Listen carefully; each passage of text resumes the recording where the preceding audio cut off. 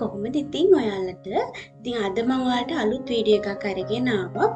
මේ වීඩියෝ එක ඔයාලට මම හිතනවා ගොඩක් වැදගත් වෙයි කියලා. ඉතින් දැන් මගේ channel එකට ඔයා අලුත් කෙනෙක් නම් ඔයාලා දන්නේ නැතුව ඉතින් මම කවුද කියලා. ඉතින් මම මේ channel එක පටන් ගත්ත දවස්වල මම මගේ bachelor එක complete කරන ගමන් හිටියේ.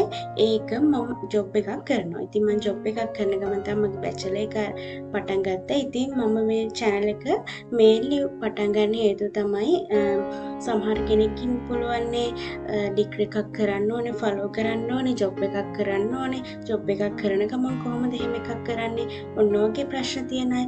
ඉතින් එන්නේ අය වෙනුවෙන් තමයි මම ගොඩක්ම මේ channel එක පටන් ගත්තේ. ඉතින් අද මම මේ වීඩියෝ එකෙන් අරගෙන ආව ඔයාලට මම ජොබ් එක කරන ගමන් දැන් මගේ ඩිග්‍රී එක බැචලර් එක කම්ප්ලීට් කරලා තියෙන්නේ මේ වෙද්දි. ඒ වගේම තමයි කොහොමද මම මගේ ජොබ් එකෙන් හම්බෙන සල්ලි හරියට මැනේජ් කරගත්තේ කියලා. මම හිතනවා ඒක ඔයාලට ගොඩක් වැදගත් වෙයි කියලා. සමහරට පොඩි සැලරි එකක් ගන්න කෙනෙක් වෙන්න පුළුවන්. ඉතින් ඔයාට ඒ සැලරි එක කොහොමද මැනේජ් කරගන්නේ කියලා සමහරට තේරෙන්නේ නැති වෙන්න පුළුවන්. ඉතින් මගේ වීඩියෝ එකකින් ඔයාලට අද මම කියලා දෙනවා කොහොමද මම මගේ සැලරි එක පාලනය කරගත්තේ. ඉතින් ඔයාලටත් මේ ටිප්ස් වැදගත් වෙනවා නම් මගේ වීඩියෝ එකත් එක්ක දිගටම රැඳී ඉන්න කියලා ආදරයෙන් මතක් කරනවා. අද මම මේ ටොපික් එක කරන්න පොඩි සිම්පල් ප්‍රසන්ටේෂන් එකක් හැදුවා. ඉතින් අපි දැන් යමු මගේ සිම්පල් ප්‍රසන්ටේෂන් එකට. මගේ ප්‍රසන්ටේෂන් එකේ මම ඔයාලට පොඩි ඉන්ට්‍රොඩක්ෂන් එකක් දීලා තියෙනවා. ඔයාලා කැමතිද සාමාන්‍යයෙන් ඔයාලා වැඩුත් දිනය දැන් ඔයාලා පෙළක් අයගේ සාමාන්‍ය සැලරි එක මාසේ 25 වෙනිදාට හම්බ වෙනවා. තව සමහර අයගේ 10 වෙනිදාට හම්බ වෙනවා. ඔන්න ඔයගේ ලංකාවේ ඒ වගේනේ. ඉතින් ඔයාලා කැමතිද මේ සැලරි එක ගත්ත ගමන්ම එකපාරටම අතුරුදහන් වෙනවා නම් ගත්තා ඊට පස්සේ සතියක් විතර යනකොට සැලරි ගත්ත ගමන් ඔන්න ඔයා මොනවට හරි වියදම් කරගෙන යනවා. ඊට පස්සේ මොන හරි වා හිතාගෙන ඉන්නවා අද මේකට දානවා මේකට දානවා ඔහොම කිය හිතා ඉන්නවා. හිතලා කොහොම හරි වියදම් කරලා පස්සේ අන්තිමට මාසේ සාමාන්‍යයෙන් සති දෙකක් විතර යනකොට ඔයාට සැලරි එකක් නැහැ වියදම් කරන්න. දැන් ඒතොර ඉස්සරහට තියෙන ප්‍රශ්නවලදී ඔයාට වියදම් කරගන්න සැලරි එකක් නැහැ. ඔයාලා කැමතිද? ඔයාලා ඇත්තටම එහෙම කැමති නෑනේ. ඉතින් මේ වීඩියෝ එකෙන් මම ඔයාලට අරගෙන ආවේ එහෙම වෙන්නේ නැතුව ඔයා කොහොමද මෙන්න මේ සැලරි එක පරිස්සම් කරගෙන ඔයාට හම්බෙන්නේ පොඩි සැලරි එකක්ද ඔයාට හම්බෙන්නේ හොඳ ලොකු සැලරි එකක්ද ඒ මොනවා වුණත් ඔයා ඔයාගේ සැලරි එක මැනේජ් කරගන්න ඕනේ. එහෙම නැති වුණොත් එහෙම ඔයාට ඔයාගේ ගමන යනකොට ටිකක් අපහසු වෙන්න පුළුවන්. හරි අපි ඊළඟට කතා කරමු. දැන් ගොඩක් අය දන්නේ නැහැ ඔයාගේ වියදම් මොනවටද යන්නේ කියලා. ඔයා මොකක් හරි ප්ලෑන් කරගත්තේ නැත්නම් ඔයා දන්නේ නැහැ මේ ඔයාට මේ මාසේ මොනවද ගිය වියදම් කියලා. ඉතින් ඒ නිසා ඔයාලා මුලින්ම ඔයාගේ සැලරි එකට වෙන්නේ මොකක්ද කියලා බලන්න ඕනේ. මේක මම දාලා තියෙනවා මොනවා හරි ඔයාලගේ තියෙන වියදම් තියෙනවා නම් එක මාසෙක ඒ ඔක්කොම ටික ඔයාලා ට්‍රැක් කරගන්න. එහෙම නැත්නම් ඔයාලට පුළුවන් මොකක් හරි නෝට්බුක් එකක් එහෙම නැත්නම් බජටින් ඇප් එකක් යූස් කරලා ඉවරලා ඔයාලගේ යන හැම වියදමක්ම ලියන්න. ඒ වගේම එතකොට ඔයාලට අඳුන ගන්න පුළුවන් මොනවද ඔයාලගේ යන අමතර වියදම්. ඔයාලා සාමාන්‍යයෙන් මේ මාසේ ප්ලෑන් කරලා තියෙනවා කියලා හිතන්නකො මොනවා හරි කරගන්නවා කියලා. මේකට වියදම් කරනවා මේකට වියදම් කරනවා කියලා. හැබැයි එතකොට ඔයාලා දන්නේම නැතුව ඔයාලගේ සැලරි එක ඉවර වෙන්න පුළුවන් අරකට මේකට වියදම් කරලා. ඒ නිසා ඔයාට පුළුවන් මේ වගේ නෝට්බුක් එකක් හරි එහෙම නැත්නම් බජටින් ඇප් එකක් හරි යූස් කරලා ඉවරලා ඔයාලගේ වියදම් ටික ඒකේ ලියන්න. මම කරන්නේ මගේ මාසේ යන හැම වියදමක්ම මම ලියනවා. ලියලා ඉවර වෙලා එතකොට මට ඒකෙන් හොයාගන්න පුළුවන් මගේ මොනවද අනවශ්‍ය විදිහට යන්නේ වියදම් කියලා. අන්න ඒ විදිහට ඔයාට පුළුවන් ඔයාගේ වියදම් අනවශ්‍ය විදිහට ඔයා කරන වියදම් කපා හරින්න. මම මුලින්ම මගේ සැලරි එක ආවට පස්සේ මම ඔයාලට දාලා තියෙන follow the 50-30-20 rule එක follow කරනවා. මම හිතන්නේ මේක ඔයාලට ගොඩක් වැදගත් වෙයි. මේක සාමාන්‍යයෙන් ගොඩක් ප්‍රසිද්ධ rule එකක්. ඉතින් මම කරන්නේ මුලින්ම සැලරි එක ආපු ගමන්ම ඒකෙන් 50% මගේ needs මොනවට හරි තියෙන rent නම්බර නැහැ. ඒ වුණාට food transport අන්න ඒ වගේ දේවල් වලට මම මුලින්ම යොදවනවා. ඊට පස්සේ ඒකෙන් 30% මම අරගෙන bonds කියන්නේ මමත් ඉතින් හිතාගෙන ඉන්න මොනවා හරි මේ මාස ගන්නවා shopping කරනවා ඊට පස්සේ මොනවා හරි entertainment මොනවා හරි තියනවා නම් ඒ වගේ දේවල් trip එකක් යන්න වගේ මොනවා හරි දේවල් plan කරගෙන ඉන්නවා නම් ඒවට මම වෙනම 30% එකෙන් අයින් කරනවා. ඊට පස්සේ 20% මම අනිවාර්යයෙන්ම savings වලටයි investment වලටයි මම දානවා. මම සාමාන්‍යයෙන් සැලරි එක ආවට පස්සේ මම එක බැංක් එකකට තමයි සැලරි එක එන්න හදලා තියෙන්නේ. තව බැංක් එකක මම වෙනම account එකක් open කරලා තියෙනවා. ඒකට මම දානවා 20%ක් ඒ savings වලට ඒ 20% savings වල ටිකක් දානවා. ඊට පස්සේ මගේ පොඩි investment plan කීපයක් තියෙනවා. මම ඒවට ඉතුරු ටික යොදවනවා. ඉතින් ඔන්න ඔය විදිහට තමයි මම මගේ සැලරි එක බැලන්ස් කරගන්නේ. මම හිතනවා ඔයාට මේ දාලා තියෙන minimum 50-30-20% rule එක ඔයාලට ගොඩක් වැදගත් වෙයි කියලා. ඉතින් දැන් මේකේ මම ඔයාලට දාලා තියෙනවා ඊළඟට pay yourself first කියලා. ඒ කියන්නේ ඔයාලට සැලරි එක මුලින්ම ආව ගමන්ම ඔයා වෙනුවෙන් savings කරන්න.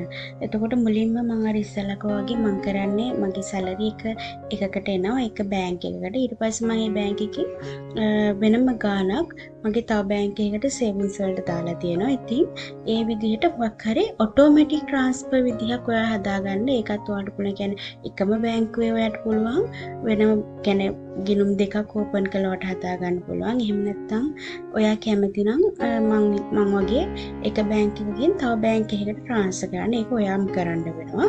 ඒ විදිහට ඔයාට ඒ දේ කරගන්න පුළුවන් බැංක් එකත් එක්ක කියලා කතා කරලා.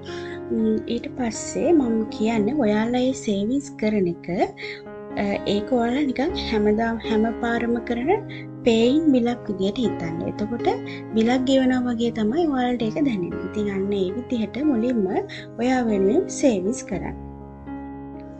ඊට පස්සේ මම දාලා තියෙනවා ඔයාලට reduce small daily expenses. ඔයාලගේ මොනවා හරි small දවස ගානේ ඔයාලා කරන වියදම් තියෙනවා නම් ඒ වගේ දේවල් ඔයාලා අඩු කරන්න. දැන් අපි example එකක් විදිහට මම දාලා තියෙනවා make coffee or tea at home. ඔයාලට ගෙදරදී කොපි එකක් තේ එකක් හදාගන්න පුළුවන් නම් ගෙදරදී ඒක හදාගන්න. ගොඩක් අය කරන එකක් තමයි එළියට ගිහිල්ලා එහෙම day out එකක් එහෙම කමක් නැහැ. හැමදාම මම කියන්නේ ඒක daily කරන්න එපා. සාමාන්‍ය කොෆි එකක් එහෙම ගන්නකොට සාමාන්‍ය ගණන්නේ. ඉතින් පෙලක් කොෆිස් තියෙන එක වර්ගවල කොෆිස් එක ප්‍රයිස් වෙනවා. ඉතින් ඒ නිසා ඔයාට එක ගෙදර හදාගන්න පුළුවන් නම් ඒක ගෙදර හදාගන්න. හැමදාම එළියට ගිහිල්ලා ගන්න යන්න එපා. ඒ වගේම උදේට ඔයා කෑම එකක් හදාගෙන ඔෆිස් එකට යන්න. එතකොට ඔයාලට කඩෙන් කන්න ඕනේ නැහැනේ. ඊට පස්සේ මොනවා හරි ඔයාලා යූස් නොකරන සබ්ස්ක්‍රිප්ෂන් තියෙනවා නම් ඒ වගේ දේවල් කැන්සල් කරලා දාන්න. එකපාරටම ඉම්පල්ස් බයින් කරන්න එපා. ඒ කියන්නේ දැන් ඔයාලා කොහේ හරි යනකොට දැක්කොත් අපි ඉතින් ගෑල්ලම සමනේ කැමතිනේ ගොඩක් වෙලාවට ලස්සන දේවල් ඉතින් දැක්කොත් ටක් කරලා ගන්න. ඉතින් ඒක මටත් පොදුයි මමත් ඉතින් එහෙම කරනවා. කරන වෙලාවල් තියෙනවා ඇත්තටම.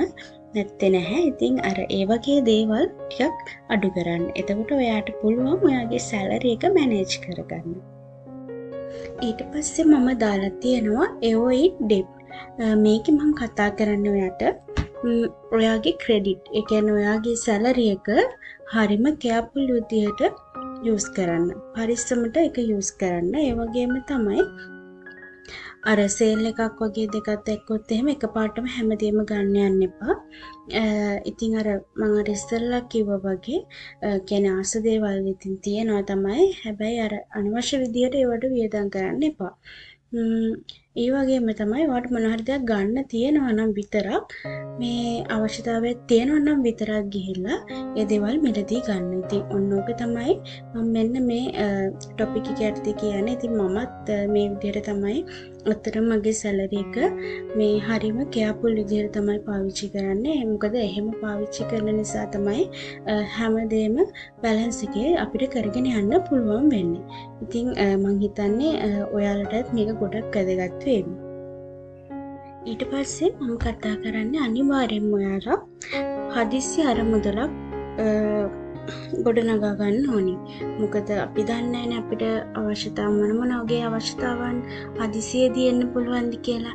ඉතින් ඒ නිසා ඔයාලා අනිවාර්යෙන්ම ඉමර්ජන්සි ෆන්ඩ් එකක්. එහෙම නැත්නම් හදිසියේ මොකක් හරි වියදම් කරන්න අරමුදලක් ගොඩනගා ගන්න ඕනේ. ඉතින් මේක ඔයාලට මෙතන නම් දාලා තියෙනවා මාස 3-6ක ජීවන වියදම සාමාන්‍යයෙන් ඉතිරි කරගන්න. එහෙම කරලා අරමුණක් හදාගෙන ඒ විදිහට කරගන්න කියලා. හැබැයි ඒක ඔයාගේ සැලරි එක කොහොමද හම්බ වෙන්නේ? ඒ දේවල් එක්ක ඔයා ඒක ප්ලෑන් කරගන්න. ඔයාට පුළුවන් කියන්නේ ස්මෝල් ගෝල් එකක් විදිහට මාසයක තියෙන අත්‍යවශ්‍ය වියදම් වැනි පොඩි කුඩා ඉලක්කයකින් මේක ඔයාලට ආරම්භ කරන්න පුළුවන්. ඉතින් ඒ විදිහට කොහොම හරි ඔයාලගේ ඉමර්ජන්සි ෆන්ඩ් එකක් අනිවාර්යෙන් හදාගන්න. එතකොට ඔයාලට හදිසි අවස්ථාවකදී එන්නේ ඒකට අග්ගාලා ගන්න පුළුවන් මොකක් හරි අවශ්‍යතාවයක් වුණොත්. දැන් සැලරි එක ගත්තට පස්සේ මම අර වාට කිව්වනේ ප්‍රසන්ටේජ් විදිහට මේක ඔයා කොටස් තුනකට වගේ කඩා ගන්න කියලා. ඉතින් ඒක මොකද 120ක් අනිවාර්යයෙන්ම ඔයාගේ ඉතුරුම වලටයි ඔයාගේ මොන හරි තව ඉන්කම් වලටයි දාගන්න කියලා. එතකොට ඔයා මේක අනිවාර්යයෙන්ම කරන්න ඕනේ. ඒක කරොත් ඔයාට ඇත්තටම ලොකු ලොකු වැඩක් කරගන්න පුළුවන්. ඉතින් කියන්නේ එකපාර ඉතින් මෙතන මමට අයිඩියාස් කීපයක් දීලා තියෙනවා. ඔය ජොබ් එක කරන ගමන් ඉන්න කෙනෙක් නම් ඔයාලට සාමාන්‍යයෙන් ඔන්ලයින් මොන හරි ජොබ්ස් තියෙනවා. කියන්නේ ෆ්‍රීලාන්සින්, ඔන්ලයින් ටියුටෝරියල්, එහෙම නැත්නම් ඔයාට පුළුවන් පොඩි ස්මෝල් ඔන්ලයින් බිස්නස් එකක් වගේ පටන් ගන්න. තව පුළුවන් ඔයාට මොනවා හරි ස්කිල් එකක් හදලා ඉවර වෙලා හදාගෙන මොකක් හරි better paying job එකක් ඔය එකක් කරගන්න පුළුවන්. එහෙම නැත්නම් දැන් මේ YouTube වගේ ඒ වගේ මොනවා හරි ඔන්න ඕ වගේ දෙයකට ඔයා යොමු වෙන්න. ඒතකොට අමතර එක ආදායමක් වෙනවා. දැන් මේ වීඩියෝ එක මම ඔයාලට ඇත්තටම අරගෙන එන්න හිතුවේ මම ජොබ් එකක් කරන ගමන්නේ මගේ ස්ටඩීස් කරන්නේ. ඉතින් සමහර කෙනෙක්ට වැදගත් වෙන්න පුළුවන් කොහොමද මේ දේවල් බැලන්ස් කරගන්නේ කියලා. ඉතින් මම ඇත්තටම පාවිච්චි කරන්නේ අර 50-30-20% රූල් එක තමයි. ඉතින් ඒකෙන් මට ඇත්තටම ගොඩක් දේවල් කරගන්න පුළුවන් වෙලා තියෙනවා. කියන්නේ මම ගොඩක් බලාපොරොත්තු වෙච්ච දේවල් මට මගේම සල්ලි වලින් කරගන්න පුළුවන් වෙලා තියෙනවා. ස්ටඩීස් උනත් මම ඇත්තටම ගෙදරට කිසිම බරක් වෙන්නේ නැතුව තමයි කරගත්තේ. ඉතින් ඒ හැමදේම මම වියදම් කරලා මම මහන්සි වෙලා මම වියදම් කරලා තමයි මේ දේවල් ගොඩක් කරගත්තේ. මට ගෙදරින් සපෝට් එක තිබුණා. හැබැයි ඒ වගේම මමත් ගොඩක් මහන්සි වෙලා තමයි මුදල් එකතු කරගෙන මගේ පොඩි පොඩි තිබිච්ච හැම ටාගට් එකකටම වගේ ඉතින් මට තව ඉස්සරහට ටාගට්ස් තියෙනවා. ඉතින් මම ඒ ටාගට්ස් වලට මේකම තමයි මේ රූල් එකම තමයි පාවිච්චි කරන්නේ. මම හිතනවා මගේ වීඩියෝ එක ඔයාලට ඇත්තටම ගොඩක් වැදගත් වෙන්න ඇති කියලා. ඉතින් මගේ වීඩියෝස් එක දිගටම රැඳෙන්න කියලා ඔයාලට ආදරෙන් මතක් කරනවා. අදට ගිහින් එන්නම්. ආයෙත් තවත් අලුත් වීඩියෝ එකක් අරගෙන එන්නම්. ඉතින් මගේ වීඩියෝ එක වැදගත් නම් මම හිතන්නේ ඔයාගේ යාළුවන්ට ෂෙයා කරන්න. ඔයාලගේ ෆයිනෑන්ස් පැත්ත හොඳට ඉම්ප්‍රූව් කරගෙන ඔයාලගේ ටාගට්ස් වලට ඉක්මනටම යන්න, ඒවා ඉක්මනටම ඇචීව් කරගන්න හැකි වෙන්න කියලා මම ප්‍රාර්ථනා කරනවා. බොහොම ස්තුතියි.